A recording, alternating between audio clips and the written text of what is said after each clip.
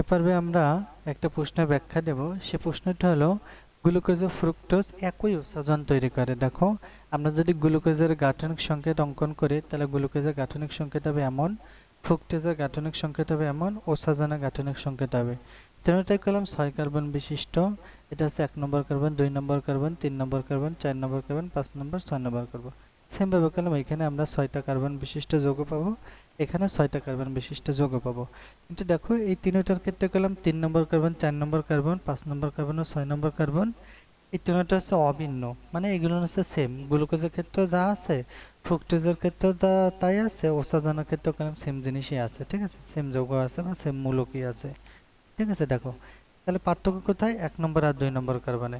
এই 1 নম্বর আর 2 নম্বর কার্বনে তাই হচ্ছে আমাদের এই ফিনাইল হাইড্রোজেনের সাথে যখন আমরা বিক্রিয়া দেবো তখন 1 নম্বর ও 2 নম্বর কার্বন এই ফিনাইল হাইড্রোজেনের সাথে যুক্ত হবে। যুক্ত হয়ে গ্লুকোজের ক্ষেত্রেও এই ধরনের গঠন উৎপন্ন করবে, ফ্রুক্টোজের ক্ষেত্রেও এই একই ধরনের গঠন উৎপন্ন করবে। তাহলে এই দেখো C6H5NH2 এর এই কলম আমরা বলতেছি হচ্ছে তোমার ফিনাইল হাইড্রোজেন। তাহলে এর দুই অণু ফিনাইল হাইড্রোজেন কলম, এখন হচ্ছে এই কার্বনের সাথে যুক্ত হবে আর এখন হচ্ছে এই কার্বনের সাথে যুক্ত হয়ে এরকম হচ্ছে গঠন উৎপন্ন করবে। ফ্রুক্টোজের ক্ষেত্রে সেম এরকম হচ্ছে গঠন উৎপন্ন করবে।